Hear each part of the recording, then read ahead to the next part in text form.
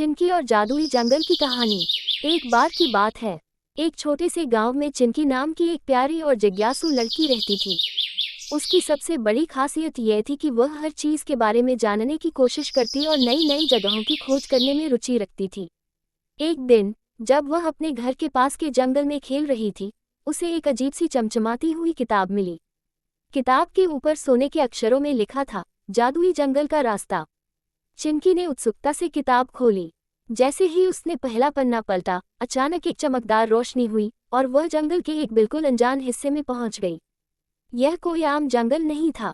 यहाँ के पेड़ बोल सकते थे, पक्षी गा सकते थे और नदी के पानी में इंद्रधनुष झलकता था।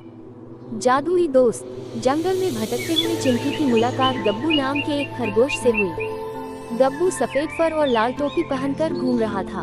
उसने कहा, तुम कौन हो और यहाँ कैसे आए? चिंकी ने पूरी कहानी बताई और गब्बू ने मुस्कुराते हुए कहा, तुम जादुई जंगल में हो। यहाँ हर चीज खास है, लेकिन तुम्हें सावधान रहना होगा। यहाँ एक जादूगर है जिसे कालू जादूगर कहते हैं। वह सब कुछ अपने कब्जे में करना चाहता है। चिंकी ने कहा, मैं तो बस यहाँ की खोज करना चाहती हूँ। क्या तुम मेरी मदद करोगे? गब्बू ने सहमति में सिर हिलाया और दोनों साथ चल दिए। पहली चुनौती, बातूनी नदी। चलते चलते वे एक नदी के पास पहुँचे। नदी ने हंसते हुए कहा, अगर मुझे पार करना है तो मेरे 3 सवालों का सही जवाब दो। चिंकी ने कहा, पूछो। नदी ने सवाल पूछे। 1. ऐसा क्या है जो बिना खाए पिए चलता है? चिंकी ने मुस्कुराते हुए कहा, घड़ी। 2. ऐसा कौन सा पेड़ है जो कभी फल नहीं देता? चिंकी ने जवाब दिया, नकली पेड़।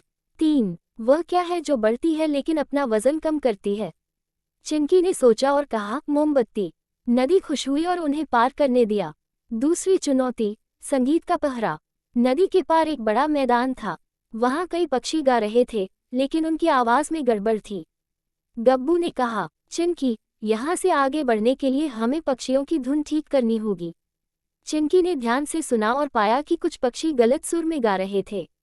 उसने अपनी समझ से उनकी धुन ठीक कर दी। जैसे ही धुन ठीक हुई, सारे पक्षी खुशी से नाचने लगे और रास्ता खुल गया। कालू जादूगर का जाल। आगे जाकर चिंकी और गब्बू एक पुराने महल के पास पहुंचे। वहां कालू जादूगर ने उन्हें घेर लिया।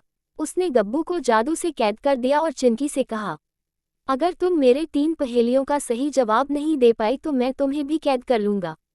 पहेली 1, ऐसा कौन सा कमरा है जिसमें दरवाजे और खिड़कियां नहीं होती? चिंकी ने कहा, मशरूम। पहेली 2, वह क्या है जो पानी में डूबता नहीं?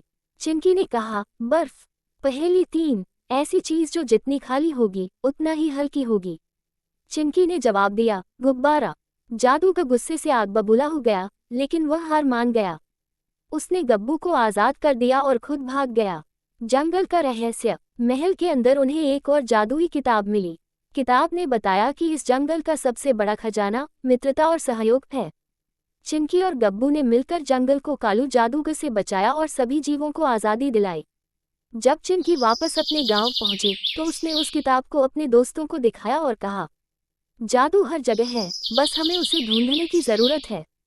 सीख। ये कहानी हमें सिखाती है कि साहस, बुद्धिमानी और दोस्ती के बल पर हम किसी भी चुनौती को पार कर सकते हैं।